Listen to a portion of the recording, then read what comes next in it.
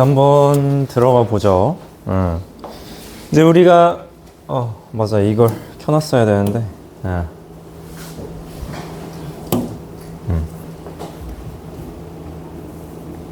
우리가 지금 경제 파트에 들어왔어요. 경제 파트에 들어왔고 이런 거 공부를 했고, 이번 주에 계속 공부를 했었던 게 이런 거죠. 희소성으로 인해서 우리는 선택을 해야 되고, 합리적 선택을 위해선 최소 비용으로 최대 이윤을 내야 하고, 근데 이런 합리적 선택에도 한계가 있고, 그래서 이 합리적 선택으로 인해서 발생하는 다양한 문제들, 그 중에서 시장 실패를 봤는데 시장에 자율적으로 납뒀더니 자원이 효율적으로 배분되지 않더라 해서 다양한 독과점 문제, 공공재유 부족 문제, 그리고 뭐 이제 외부 효과 문제, 이런 것들이 발생했다라는 거죠. 자, 그러면 이제 그럼 이런 다양한 문제들이 있기 때문에 우리 이 시장 참여자, 우리 저번 시간에 대충 공부를 했죠. 시장 참여자. 이런 시장 참여자들의 역할과 책임이 있는데 어떤 역할과 어떤 책임이 있는지를 한번 살펴보자라는 거죠. 그럼 하나하나 보면 첫 번째 이제 정부가 있죠. 정부. 우리 시장 참여자 우리 다양한 거 공부를 했었습니다. 자, 여기 보면은 기업, 소비자, 노동자, 정부와 같은 다양한 시장 참여자들을 공부를 했고, 그 중에서 정부는 어떤 역할과 어떤 행동을 해야 하겠는가라는 이야기를 하는 것이죠. 자, 그러면은 우리가 저번 시간에 이거 공부했었던 거 떠올리셔야 되겠죠. 이거. 시장에 맡기게 되면은 이런 문제들이 발생하더라고 했었죠. 독과점 문제, 공공재유 공급 부족 문제, 외부 효과 문제, 이런 것들이 발생했고, 시장의 자율성에만 맡기게 되면 이런 것들은 해결하기 어려워요. 인간의 합리적 선택이 만들어낸 한계였었으니까 뭐 그거에 대해서 이제 한번 이야기를 해보면, 그러니까 정부는 그런 것들을 해결해야 되겠죠. 해소해야 되는데, 그래서 먼저 한번 적어보면 불공정 거래 행위를 규제해야 합니다.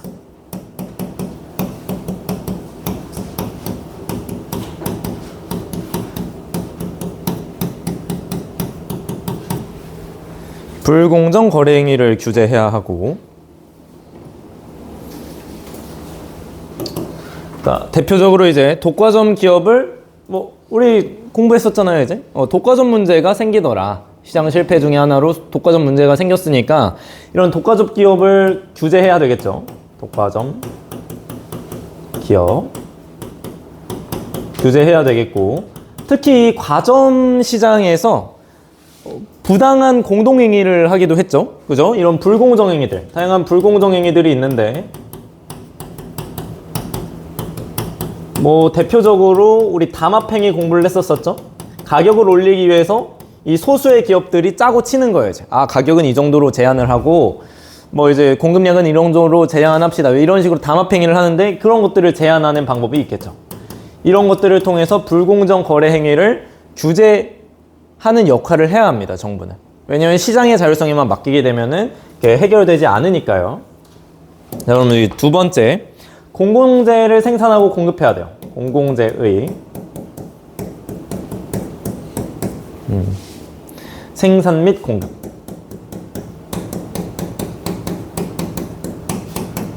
우리 시장 실패의 예시 또 한 가지가 뭐였어요? 공공재의 공급 부족이었죠. 그렇기 때문에 시장에 맡기면 공공재의 생산이 부족해요. 그렇기 때문에 정부가 나서서 공공재를 생산하고 공급해 줘야 된다라는 거죠. 자, 그리고 시장 실패 세 번째 문제 뭐였어요? 이제 외부 효과 있었잖아요. 외부 효과. 이런 외부 효과 개선해야 되겠죠. 자, 외부 효과를 개선해야 하겠는데, 그러기 위해서 외부 효과가 문제가 뭐였어요? 외부 경제 같은 경우에는 긍정적 외부 효과는 너무 적게 생산되거나 소비돼서 문제였고, 부정적인 외부 효과는 너무 많이 생산되거나 소비돼서 문제였어요. 그러니까 이제 긍정적인 외부 효과는 많이 이루어질 수 있도록, 부정적인 외부 효과는 그거 관련된 내용은 좀 적게 생산될 수 있도록 이런 식으로 조정을 해야 되겠죠. 그래서 이 외부 효과를 개선하기 위해서 다양한 경제적 유인책들을 제공하면서 긍정적인 외부 효과는 늘리고 부정적인 외부 효과는 줄이는 이런 모습을 하고자 한다라는 거죠. 근데 우리 방금 말했던 것처럼 외부 효과가 둘로 쪼개지잖아요. 이제 긍정적인 외부 효과와 부정적인 외부 효과로 쪼개지게 되는데, 자, 그렇다면 이 긍정적인 외부 효과는 긍정적인 요인을 제공해 주는 거예요. 뭐 예를 들면 너 가로등 많이 만들면 뭐 보조금 지급해 줄게, 뭐 이런 것들. 그러니까 그 대가를 제공을 해주는 거죠. 다른 사람 지급이지 이제. 다른 사람에게 이득을 주고서도 대가를 못 받는 게 긍정적 외부 효과였으니까 이걸 조금 개선하기 위해서는 보조금을 지급해주면서 대가를 주는 거죠. 그래서 많이 만들 수 있도록 하는 겁니다. 자, 또는 이제 세금 감면 혜택을 준다거나,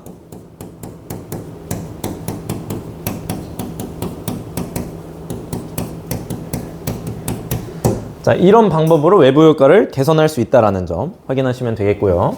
자, 두 번째, 이제 혜택을 줌으로써 더 많이 생산할 수 있도록 하는 거예요. 이제 이득을 주는 것들, 뭐 백신 맞으면은 뭐 세금 감면해 줄게요, 보조금 줄게요 해가지고 사회 전체적인, 그러니까 이런 긍정적인 외부 효과는 좀 더 많이 생산될 수 있도록, 많이 소비될 수 있도록 이런 긍정적인 요인을 제공해 주는 거죠. 그럼 부정적 외부 효과는 부정적인 요인을 제공함으로써 그 빈도를 낮추는 거죠. 그 너무 과대 생산되고 과대 소비되는 게 문제니까 그걸 좀 줄이려고 하는 거예요. 그러기 위해서 이제 부정적인 요인, 예를 들어서 세금을 부과한다거나 아니면은 이제 벌금을 부과한다거나 이러면서 이제 그런 부정적인 외부 효과를 줄이려고 노력을 하겠죠. 정부는 이런 역할을 해야 된다라는 겁니다. 그래서 이런 식으로 이제 시장 실패 문제들을 다양한 시장 실패 문제들을 해결할 수가 있다. 정부는 뭐 이 정도 확인하시면 되겠고요. 자, 그러면은 괄호 4번, 얘는 이제 또 이제 시장에만 맡기다 보니까 우리 그런 문제도 있었었지. 빈부격차가 발생하기도 했죠, 그죠? 그런 것들을 해소하기 위해서 이제 소득 재분배 정책.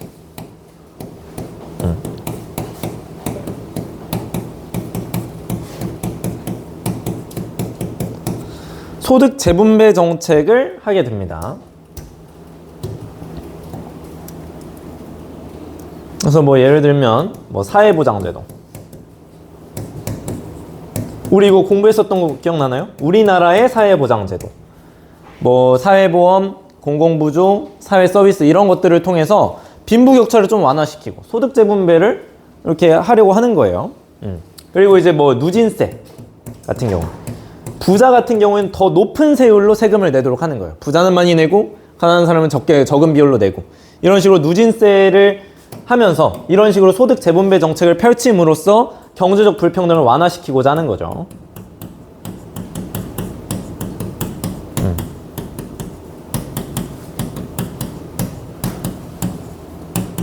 자, 이런 게 이제 정부의 역할입니다. 정부는 이런 역할을 해야 된다라고 이야기를 하는 것이죠. 자, 이 정도 확인하시고, 자, 그럼 이제 2번. 이제 시장 참여자들이 정부도 있지만 이제 기업도 있죠, 기업. 네, 기업은 어떤 역할을 해야 되는가 한번 살펴볼 건데, 자, 일단 기업에 대한 기본적인 이야기를 한번 해보자고요. 기업은 뭐의 주체? 생산, 소비, 분배 중에서. 자, 생산의 주체였죠. 자, 그러다 보니까 이 기업은 생산물에 대해서는 뭐야? 생산물. 자, 기업 저기 있죠? 생산물. 이거는 공급해, 수요해. 어제 배웠잖아요, 그죠? 기업은 생산물의 공급자죠. 물건을 만들었기 때문에 물건을 팔려고 하는 사람이 바로 이런 기업이라고요. 자, 그러면 물건을 만들 때 자원이 필요하다 그랬어요. 그게 바로 생산 요소였고, 그럼 이 생산 요소에 대해서는 수요자였죠. 다양한 자원들을 사들여야 그걸 가지고 물건을 만들 수가 있으니까. 그래서 생산물의 공급자이면서 생산 요소의 수요자라는 것 다시 한번 확인을 했고요. 자, 그렇기 때문에 기업의 가장 기본적인 역할은 재화나 서비스를 생산하는 거예요. 그죠? 재화나 서비스 생산.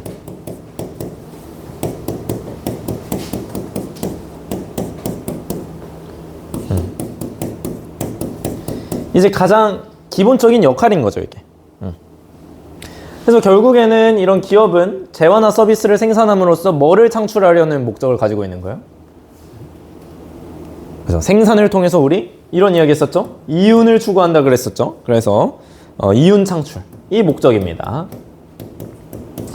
그래서 이윤 창출을 목적으로 재화나 서비스를 생산하는 게 바로 기업이고, 그럼 이 기업은 재화나 서비스를 창출하는데, 그러니까 이윤을 추구하기 위해서 만든단 말이에요. 근데 이게 결과적으로 사회에 좋은 역할을 가져다 주죠. 이윤을 추구하면서 재화나 서비스를 생산함으로써 소비자를 만족시키죠.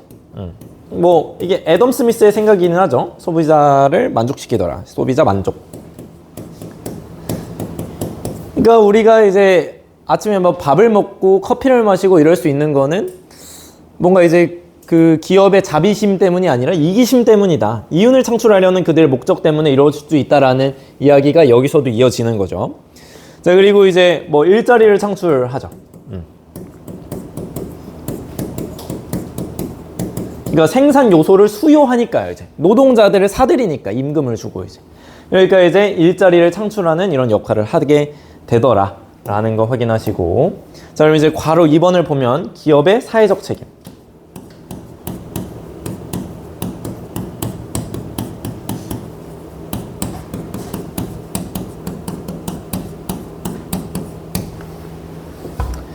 기업은 이런 식으로 이윤을 추구하는 것도 중요하지만 이윤을 추구할 때 사회적 책임을 다해야 돼요.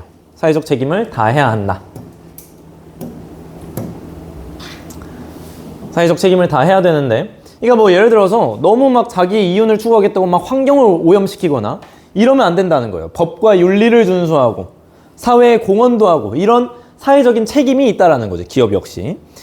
그래서 그 밑에 화살표에다가 한번 써보시면 대표적으로 여기서 좀 더 나아가면 ESG 경영을 해야 된다 라고도 얘기를 해요. ESG 경영.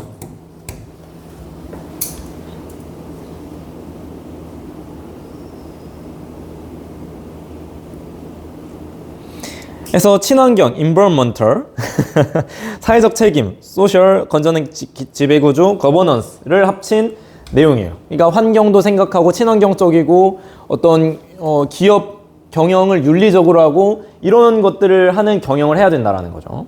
이 기업의 사회적 책임이고, 진짜 중요한 건 이제 여기죠, 여기 이제 바로 3번 기업가 정신을 갖춰야 됩니다.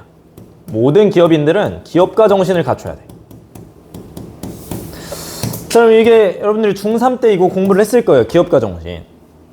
그냥 혁신적인 마인드를 가져야 된다는 거야. 기업가라면 혁신적인 마인드를 가져야 된다. 해서 한번 적어보면 위험과 불확실성을 무릅쓰고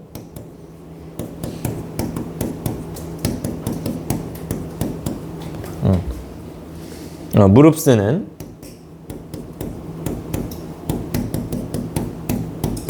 도전적이고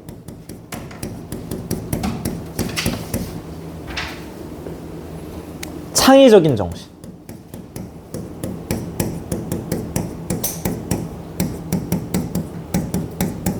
이걸 우리는 기업가 정신이라고 얘기를 합니다. 그러니까 뭐 여러분 그 혹시 이 드라마 본 적 있나? 재벌집 막내 아들.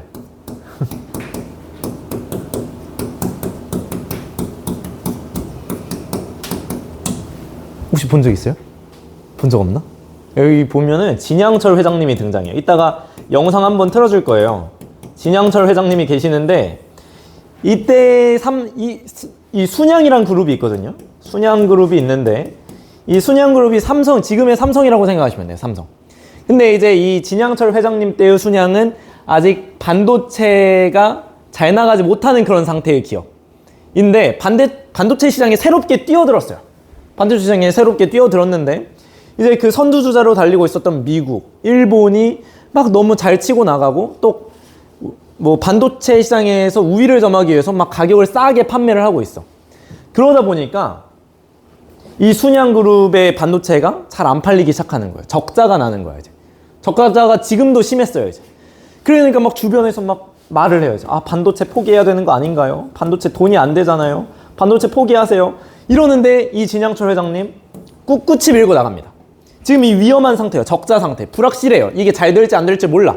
그렇지만 밀고 나갔어요. 도전적이고 이런 창의적인 정신. 이런 기업가 정신을 가져야 된다는 거예요. 그치? 자, 그래서 뭐 구체적인 내용들 밑에 화살표로 한번 적어보면 기업가 정신이 이런 거예요. 새로운 상품. 그러니까 위험해요. 새로운 상품을 만든다는 게 어떻게 보면 위험을 수반하는 거예요. 이게 잘 될지 안 될지 모르니까. 새로운 상품 또는 기술을 개발하는 거. 이런 정신. 이게 어떻게 될지 몰라. 잘 될지 못 될지 몰라요. 그렇지만 일단 도전해 보는 거죠. 창의적으로 나가 보는 거예요. 그 새로운 시장을 개척하는 거.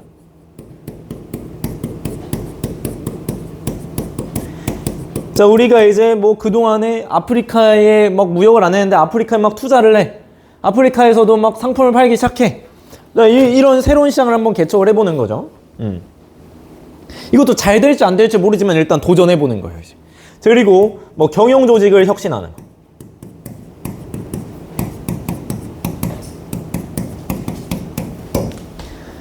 막 경영 조직을 싹 다 뜯어 고쳐버리는 거예요. 이제. 여러분 이건희 회장님 혹시 아세요? 삼성의 2대 회장님이시죠. 전 회장님이신데 이분이 그런 말을 했어요. 이제 마누라를 빼고 다 바꿔라 이제. 실제로 경영 조직을 아예 막 다 뒤바꿔 버리면서 삼성을 지금의 인류 기업으로 있을 수 있도록 만드셨죠. 이런 식으로 혁신을 하고 뭔가 바꿔나가려고 하고 이런 정신을 갖춰야 된다는 거예요. 기업가라면. 이게 바로 기업가 정신이고요. 자, 그러면은 뒷장 한번 7페이지로 한번 넘어가서 자, 좋아요. 이제 우리 시장 참여자, 정부와 기업을 봤습니다. 그럼 이제 가계를 봐야 되겠죠? 가계 중에서 우리 노동자, 교과서에서는 노동자와 소비자가 들어있다고 이야기를 했어요. 그래서 그걸 하나하나 볼 건데 3번 이제 노동자입니다.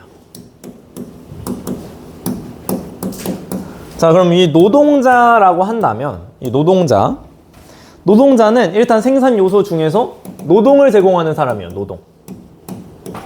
그치? 자, 노동을 제공하고 그 대가로 뭐를 받는다 그랬지? 뭐로 분배를 받아? 노동을 제공했으니까. 임금을 제공받는다고 이야기를 했었어요. 그치? 임금. 그치? 노동을 제공하고 임금을 받아서 생활하는 경제 주체를 우리가 노동자라고 한다. 그래서 이 노동자들은 다양한 역할을 해야 돼요. 일단은 노동자의 권익을 보호하기 위한 다양한 제도가 있다라는 걸 인지해야 돼요. 그래서 그 노동자 권익 보호를 위한 다양한 제도들을 한번 살펴보면 자, 동그라미 1번 근로의 권리가 헌법 32조에 규정되어 있습니다. 헌법 제32조. 그래서 이 근로의 권리의 핵심적인 내용은 뭐냐면 인간답게 일할 권리예요.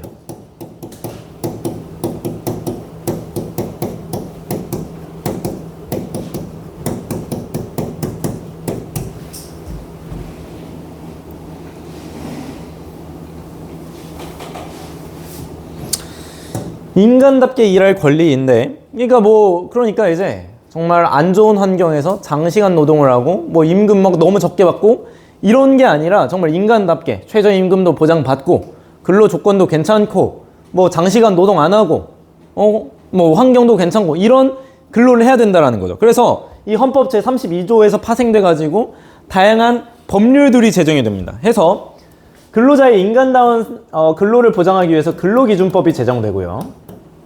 근로기준법. 근로기준법.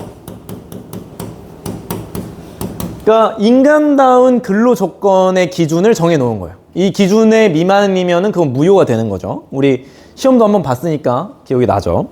근로기준법과 이제 최저임금제를 보장을 해 두고 있는 거예요.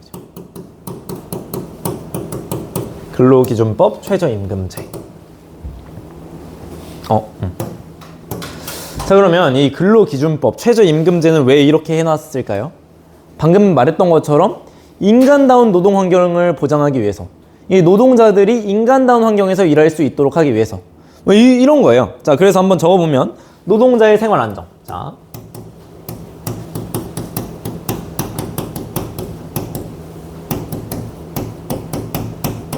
자, 노동자의 생활 안정과 노동력의 질적 향상을 위해서 노동력의 질적 향상.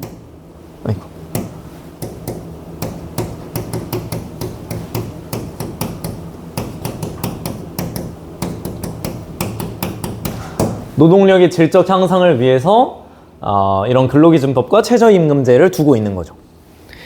자, 최저임금이 보장이 되어야 노동자의 생활 환경이 향상되겠죠. 생활이 안정될 거란 말이에요, 이제 돈을 어느 정도는 벌어야 노동자들이 막 저축도 하고 먹고 싶은 것도 먹고 뭐 이렇게 살 수 있을 거 아니에요, 그죠?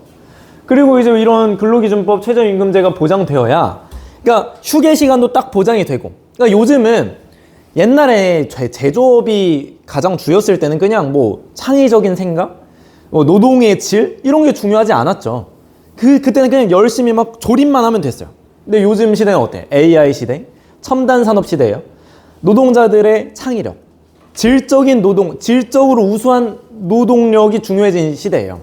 그러다 보니까 이제 노동력의 질적 향상을 위해서 인간다운 근로환경을 만들기 위한 이런 근로기준법이 존재하게 되는 거죠. 또한 최저임금이 좀 높아야, 그러니까 임금을 어느 정도 적당히 받아야 사람들이 열심히 하려고 노력할 거 아니에요, 그죠?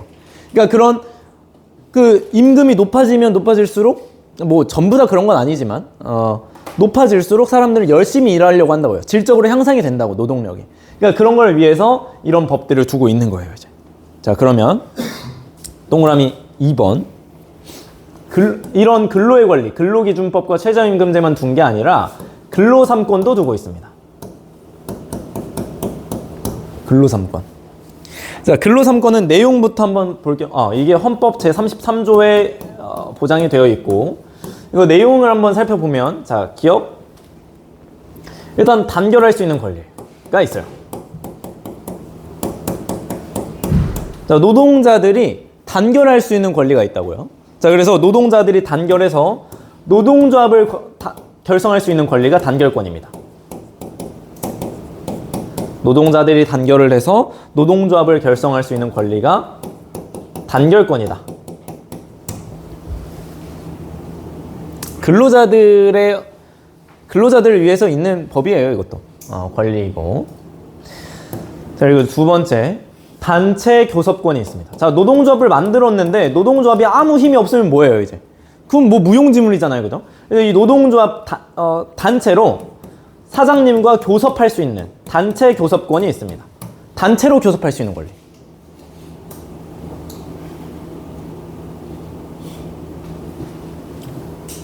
자, 그래서 우르르 몰려가가지고 노동조합이 사용자가 집단적으로 교섭할 수 있는 권리가 단체 교섭권이고, 자, 이렇게 교섭을 했는데 교섭이 실패했어. 사장님이 노동조합의 근로조건을 안 받아들인대요. 자, 그러면 디귿 단체 행동권입니다.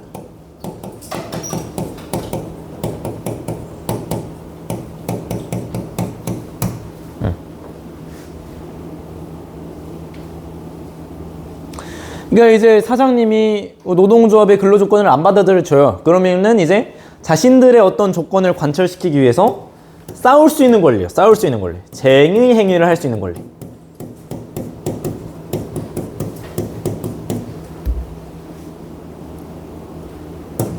대표적으로 이런 게 있습니다. 파업이 대표적이에요.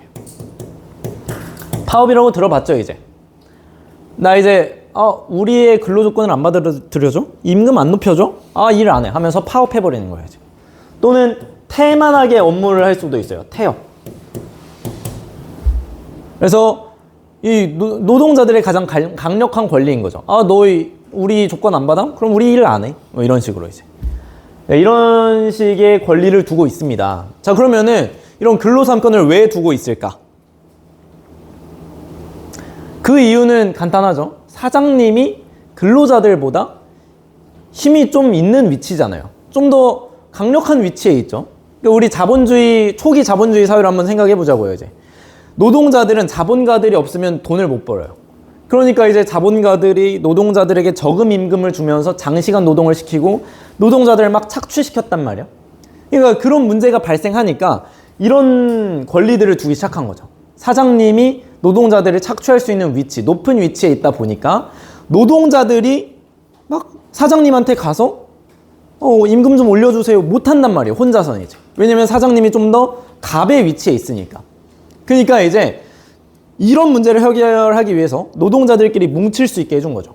그러니까 노동자와 사장님 개개인만 보면은 사장님이 좀 더 우세해 있지만 만약에 노동자들이 뭉친다면 이거는 상황이 달라질 수 있다라는 거죠. 자, 그러면 한번 적어볼게요. 그 내용을 한번 적어보면 근로삼권을 두고 있는 목적은 근로자가 사용자와 대등한 위치에서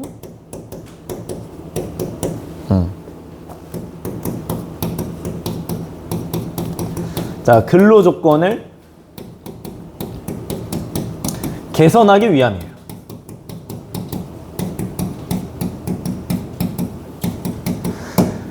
노동자 한 명만 그렇게 갔다면, 노동자 한 명만 가서 막 이렇게 했다면 뭐 안 받아들여 줄 가능성이 상당히 높아요, 사장님이. 너 혼자 왔어? 내가 네 말을 왜 들어야 돼? 막 이러면서 그럴 수 있단 말이에요. 가서 일이나 해. 뭐 잘리고 싶어? 이렇게 할 수 있단 말이야, 이제. 근데 이제 노동자들이 뭉쳐서 이렇게 우르르 가게 되면은 너희 다 자르면 공장 안 돌아가는데? 이렇게 된다라는 거죠, 이제. 그러니까 근로자가 사용자가 대등한 위치에서 어떤 조건을 협상할 수 있도록 하기 위해서 이런 근로삼권을 두고 있는 겁니다. 자, 그래서 노동자들은 이런 식으로 자신들이 어떤 권리를 가지고 있는지 확인을 하고 있어야 되고, 자, 괄호 2번 한번 볼게요. 자신이 맡은 임무에 대한 사명감과 직업 윤리를 가지고 있어야 돼요. 그러니까 열심히 일하려고 노력을 해야 된다고. 이런 권리만 추구할 게 아니라, 권리만 막 보장해달라고 노력할 게 아니라 자기 스스로도 열심히 하려고 노력해야 된다라는 거. 자, 또 괄호 3번. 근로자와 사용자 간의 상생관계를 형성해야 됩니다. 그러니까 근로자는 사용자를 존중해야 되고, 사용자는 그냥 사장님이라 생각하세요. 사용자도 근로자를 존중해줘야 돼요.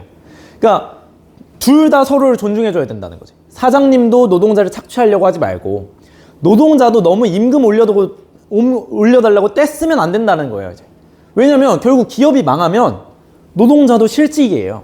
그러니까 이제 너무 이제 회사가 위태로울 정도로 그렇게 자신들의 의견을 관철하려고 하거나 이러면 안 된다는 거죠. 서로 상생관계를 유지해야 된다. 자, 그럼 이제 네 번째, 가게가 또 이제 근로자이면서 소비자이기도 하죠. 시장 참여자, 소비자는 또 어떠하느냐. 자, 소비자는 저번에도 이야기를 했지만 생산물을 수요하는 사람이에요. 그죠? 재화 서비스를 소비함으로써 자신의 필요를 충족하는 사람들인데, 일단은 그 중요한 개념이 하나 있어요. 괄호 1번. 소비자 주권. 소비자에게 주권이 있다라는 거예요. 소비자에게 주권이 있다.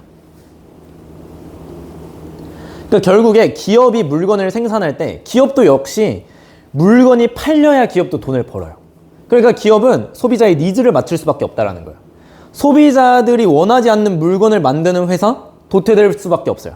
그렇기 때문에 결국에는 기업은 소비자의 눈치를 보게 되고, 결국 그렇다는 것은 어떤 재화나 서비스, 생산물을 종류, 어떤 거를 만들 것인가에 대한 최종적인 결정 권한이 소비자에게 있다라는 거예요. 소비자 주권은 그런 이야기이고요. 자, 그리고 괄호 2번. 그러면은 소비자들은 자신에게 소비자 주권이 있다라는 걸 알고 합리적인 소비를 해야 되겠죠.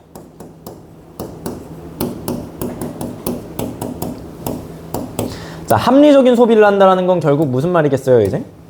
합리적 선택 느낌으로다가 최소 비용으로 최대의 편익을 얻을 수 있도록, 최소 비용으로 최대 편익을 얻을 수 있도록 하는 소비를 해야 된다는 거지. 자, 그래서 이 합리적 소비를 위해서는, 합리적 소비를 하다 보면 이제 효율성이 강조가 되는 거죠. 얼마나 효율적으로 내가 소비를 하였는가. 이런 거. 이게 합리적 소비입니다. 그래서 우리가 그냥 우리가 경제하기 시작해서 그냥 합리적 선택해야 된다 했잖아요. 그러니까 그거에 맞춰서 합리적으로 소비를 해야 된다는 거죠. 정말 비용과 편익을 분석해서 최소 비용으로 최대의 편익을 얻을 수 있는 효율적인 소비를 해야 된다. 근데 우리 지금 만약에 지금 시간이 경제학 시간이었다면 여기서 딱 끝냈을 텐데, 우리는 통합사회 시간이에요. 통합적인 관점을 가져야 되기 때문에 합리적인 소비를 하다 보면은 약간 그런 문제가 생길 수 있어요. 우리 여러분 스타벅스 커피 원두 어떻게 재배되는지 알아요? 되게 아동노동, 저임금 노동. 그러니까 어떤 아프리카 아이들의 노동력을 착취해서 이 원두가 재배된단 말이에요. 그러니까 근데 합리적인 소비를 위해서는 그런 원두로 그런 커피를 값싸게 사는 게 이득이에요. 합리적 선택이라면. 합리적 소비를 한다면. 그렇지만 그게 윤리적으로 바람직하진 않잖아요. 이 아프리카의 어린아이들의 노동력을 착취해서 만든 이 원두, 이런 거 사주면 안 된다는 거예요. 합리적 소비도 중요하지만 여기서 더 나아가서 우리는 윤리적 소비를 해야 된다는 거지.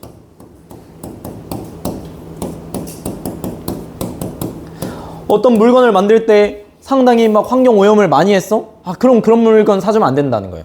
이게 물건을 만들 때 얼마나 윤리적으로 만들었는가, 그걸 따져보고 정말 윤리적으로 만들어진 상품을 사야 된다는 거죠. 그래야 정말 바람직한 사회가 될 것이다 라고 이야기를 하는 거예요. 뭐 이게 통합사회이기 때문에 이런 개념이 들어왔다라는 거 정도 확인을 하시고, 자, 그러면은 잠깐만요.